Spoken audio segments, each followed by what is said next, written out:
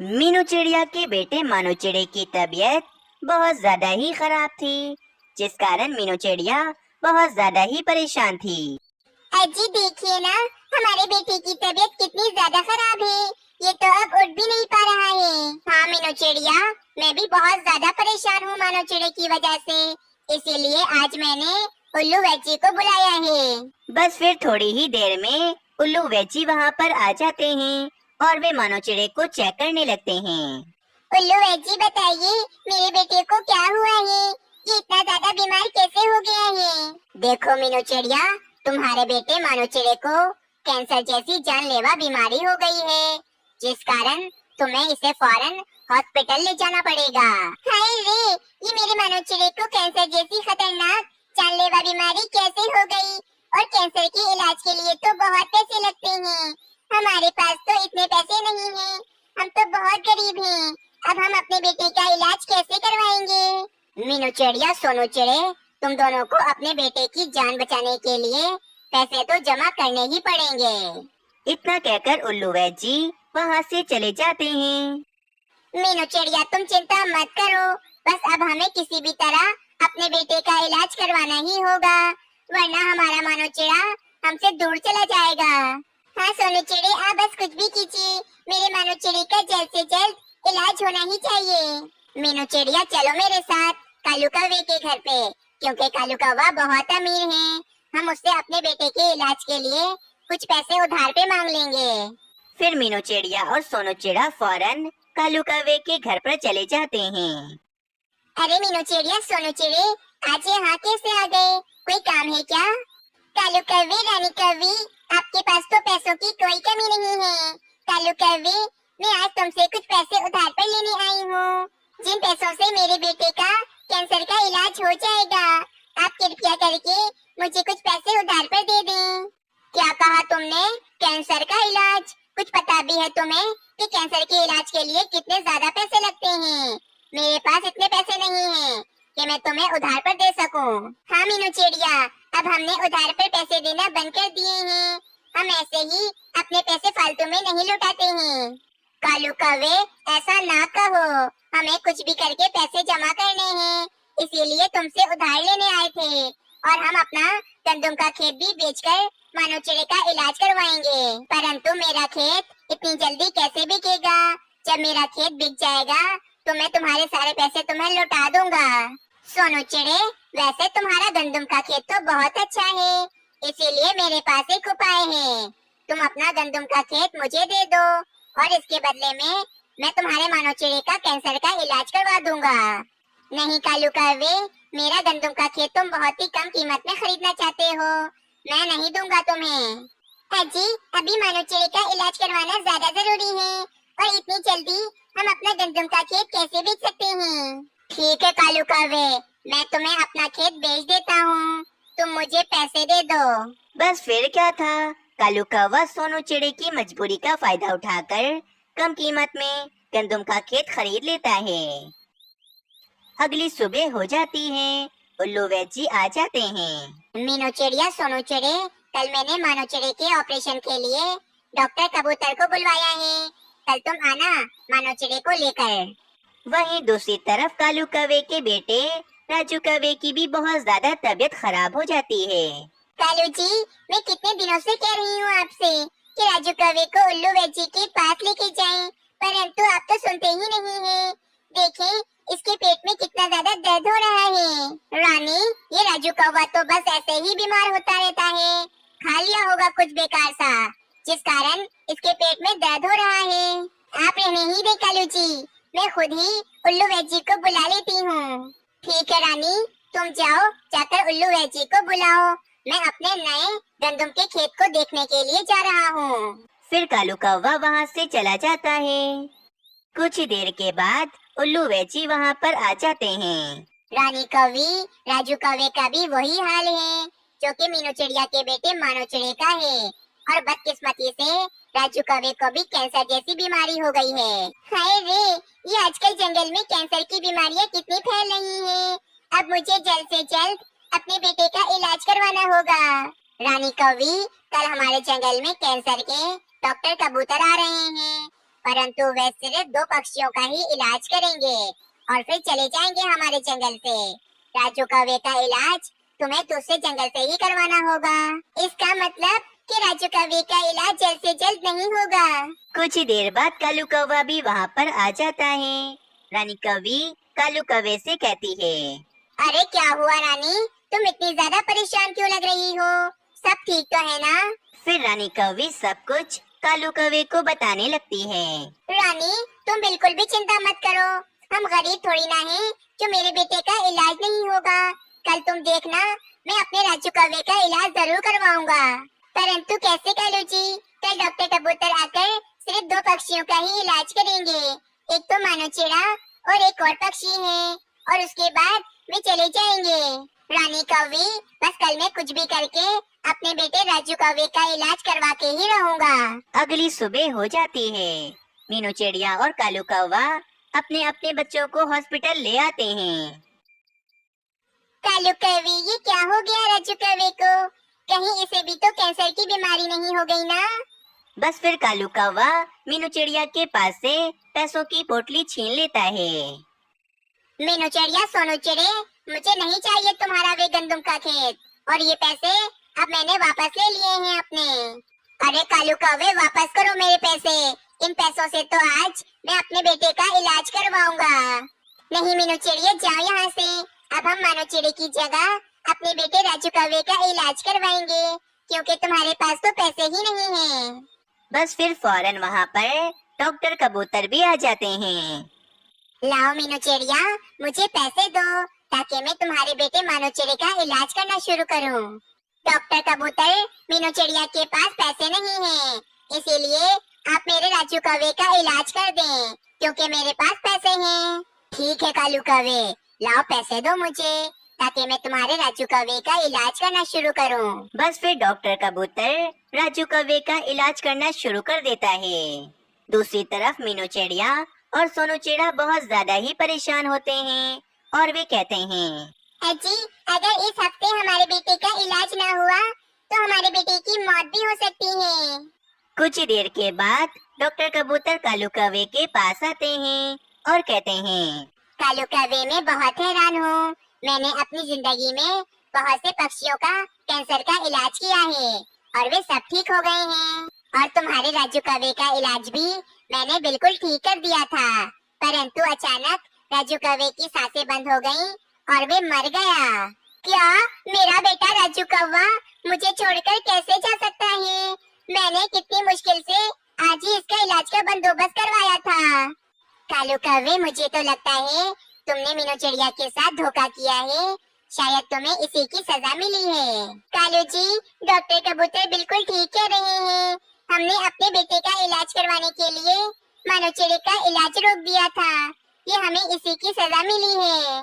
चलो रानी, हम मीनू चिड़िया और सोनू चिड़े के पास जाते हैं और उनसे जाकर माफी मांग लेते हैं। शायद वे हमें माफ कर दें। ये कहकर कालू कौवा और रानी कौवी उदास होकर मीनू चिड़िया और सोनू चिड़े के पास चले जाते हैं। मीनू चिड़िया, सोनू चिड़े, मुझे माफ कर दो। तुम्हारे साथ धोखा करने की मुझे मेरी सजा मिल गई है, और आज मेरा बेटा मेरे साथ नहीं है।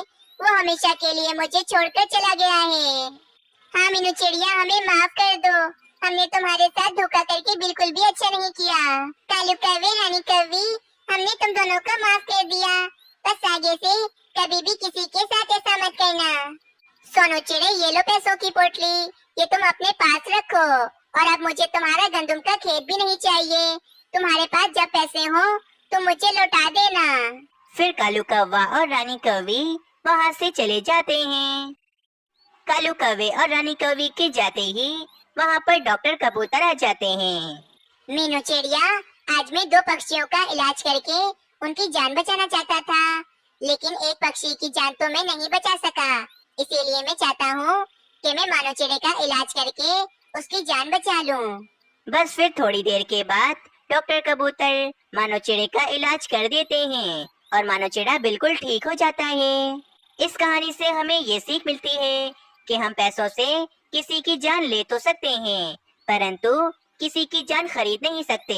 अगर आप सबको ये कहानी अच्छी लगी तो चैनल को जरूर सब्सक्राइब करें। जंगल में एक कालू कौवा रहता था। उस कालू कौवे की एक बहुत ही ज्यादा अच्छी जमीन थी। उस जमीन पर बहुत ही जल्दी और आसानी से फसल उग जाती थी। पूरे ही जंगल में कालू कौवे की जमीन के अलावा किसी और जगह पर फसल अच्छे से नहीं उगती थी। जंगल में गर्मियों का मौसम चल रहा था। सभी पक्षी गर्मी की वजह से परेशान थे। पक्षियों, जंगल में देखो कितनी गर्मी पड़ रही है और बस कुछ दिनों के अंदर ही इस गर्मी की वजह से जंगल में तो सूखा पड़ जाएगा। हाँ हाँ मीनू चिड़िया, इस बार बहुत गर्मी हो रही है। कुछ ही दिनों में जंगल में सूखा पड़ जाएगा, फिर हम लोग क्या करेंगे? हाँ मीनू चिड़िया, जब जंगल में सूखा पड़ जाता है तो ना जंगल में कुछ खाने को होता है और ना पीने को होता है। पानी भी पूरा का पूरा सूख जाता है। हाँ हाँ पक्षियों, बहुत ज्यादा मसला हो जाएगा। हमें कुछ न कुछ तो करना ही पड़ेगा। अरे पक्षियों, बस अब हम लोग एक ही काम कर सकते हैं। अच्छा मीनू चिड़िया, वो क्या काम है भला? देखो पक्षियों, जंगल में जब सूखा पड़ जाएगा तो कहीं पर भी कोई फसल नहीं बचेगी। इसीलिए हमें पहले से ही फसल लगाकर रखनी पड़ेगी। लेकिन इतनी जल्दी कोई भी फसल नहीं लग पाएगी इस जंगल में। बस हाँ, इस जंगल में एक ही कालू कौवे की जमीन बहुत ज्यादा अच्छी है। उस पर बहुत जल्दी काफी सारी फसल उग जाएगी। हाँ हाँ मीनू चिड़िया, तुम ठीक कह रही हो। वाकई उस कालू कौवे की जमीन बहुत ज्यादा अच्छी है। लेकिन मुझे नहीं लगता है कि मैं कालू कौवा मानेगा अपनी जमीन पर हम सबकी फसल उगवाने के लिए। अरे पक्षियों, हम चल के उससे एक बार बात करके देख लेते हैं, क्या पता वे मान जाए। मीनू चिड़िया, तुम हम सब पक्षियों में से सबसे ज्यादा अच्छे तरीके से बात करती हो, इसीलिए तुम अकेले ही जाओ और उस कालू कौवे से बात करो। अच्छा पक्षियों पे ठीक है, मैं जाती हूँ उस कालू कौवे के पास और उससे जाकर पूछ कर आती हूँ। ऐसा कहकर मीनू चिड़िया उड़ती हुई कालू कौवे की जमीन की तरफ चल देती है। फिर अब मीनू चिड़िया कालू कौवे की जमीन पर उसके पास आकर बैठ जाती है। और मीनू चिड़िया, क्या हुआ भाई, तुम यहाँ पर क्यों आई हो? अरे कालू कौवे, हम सब पक्षियों को तुम्हारी मदद की जरूरत पड़ गई है। देखो, जंगल में तुम्हारी जमीन सबसे ज्यादा अच्छी है। तुम्हारी जमीन पर बहुत जल्दी फसल उग जाती है। देखो, जंगल में कुछ दिनों में सूखा पड़ जाएगा, खाने तक को कुछ भी नहीं होगा। इसीलिए हम सब पक्षी तुम्हारी जमीन पर फसल उगाना चाहते हैं। अगर तुम्हारी इजाजत होगी तो हम सब पक्षी मिलकर तुम्हारी जमीन पर फसल उगाएंगे। और हाँ हाँ मीनू चिड़िया, क्यों नहीं, जाओ जाओ, तुम सब पक्षियों को बुला कर लाओ और यहाँ पर आकर फसल कर लो अपनी। मीनू चिड़िया काफी ज्यादा खुश होकर वहाँ से सभी पक्षियों की तरफ चल देती है। अरे वाह वाह, अब देखो मैं करता क्या हूँ। जैसे ही जंगल के ये सारे पक्षी मेहनत करके मेरी जमीन पर अपनी फसल उगा लेंगे, फिर मैं इन सब पक्षियों को डंडों से मार मार कर भगा दूंगा और इनको कहूँगा कि ये मेरी जमीन है और इस पर मेरी फसल लगी है, तुम लोग यहाँ से चले जाओ। फिर मैं अपनी फसल का एक दाना भी किसी पक्षी को नहीं लेने दूंगा। दूसरी तरफ मीनू चिड़िया आकर सभी पक्षियों को खुशखबरी सुनाने लगती है। अरे पक्षियों, जल्दी चलो मेरे साथ, वे कालू कौवा मान गए हैं। चलो अब हम सब चल के मेहनत से फसल उगाते हैं। बस फिर क्या था, सभी पक्षी खुशी खुशी कालू कौवे की जमीन पर आ जाते हैं। बस फिर अब काफी दिनों की मेहनत के बाद आखिरकार सभी पक्षियों ने कालू कौवे की जमीन पर काफी अच्छी फसल उगा ली थी। सभी पक्षी बहुत ज्यादा खुश होते हैं, लेकिन तभी अचानक वे कालू कौवा उन सब से कहने लगता है। अरे वाह वाह वाह पक्षियों, तुम लोगों ने क्या फसल उगाई है, तुम्हारा जवाब नहीं है। चलो पक्षियों, अब तुम लोगों ने ये फसल तो उगा ली है, अब जाओ यहाँ से, ये जमीन मेरी है, इसमें से मैं एक फसल भी किसी को नहीं दूंगा। और अगर किसी पक्षी ने जबरदस्ती यहाँ से आकर कुछ चुराने की कोशिश की तो मैं उसे डंडों से मारकर भगाऊंगा। ऐसा कहकर वे कालू कौवा वहाँ से सभी पक्षियों को भगा देता है। अरे मीनू चिड़िया, इस कालू कौवे ने तो हमारे साथ बहुत बड़ा धोखा कर दिया है, अब हम क्या करेंगे? हाँ सच में ये कालू कौवा बहुत ही ज्यादा लालची निकला, इसने तो हमारे साथ बहुत गलत कर दिया है। पक्षियों, वैसे मेरे पास एक उपाय है। आज रात जब वे कालू कौवा सो रहा होगा तो मैं वहाँ जाकर चुपके से सब्जियाँ चुरा लूंगा। फिर रात होते ही वे मिट्ठू तोता चोरी छुपे कालू कौवे के खेत में घुस जाता है। वे मिट्ठू तोता वहाँ से सब्जियाँ चुराने ही लगता है कि अचानक वहाँ पर कालू कौवा आ जाता है और वे उसे डंडों से मार मार कर भगा देता है। फिर अगली सुबह वे मिट्टू तोता सभी पक्षियों को सारी बात बताने लगता है। अरे पक्षियों, वे कालू कौवा तो बहुत ही ज्यादा होशियार है। वो रात में भी किसी को चोरी करने नहीं देता है। मैं कल गया था और उसने मुझे डंडों से मार मार कर भगा दिया। हम लोगों के साथ बहुत बड़ा धोखा हो चुका है। अब हम कुछ भी नहीं कर सकते हैं। हाँ पक्षियों, उस कालू कौवे को तो किसी की भी परवाह नहीं है। और अब तो इस जंगल में सूखा भी पड़ गया है, ना पानी है और ना दाना है। अब तो हम कुछ भी नहीं कर सकते हैं। कहीं से भी हम कुछ नहीं खा सकते हैं इस जंगल में। अरे मीनू चिड़िया, तो फिर अब हम क्या करेंगे? कुछ न कुछ तो करना ही पड़ेगा, इस तरह तो हम मर जाएंगे। वैसे मीनू चिड़िया, तुम हम सब पक्षियों में से अच्छे से बात करती हो, इसीलिए तुम एक बार कालू कौवे के पास जाओ और उससे बात करो। क्या पता वह तुम्हें सब्जियां दे दे। अच्छा कबूतर भैया, चलो मैं जाकर उस कालू कौवे से बात करती हूँ।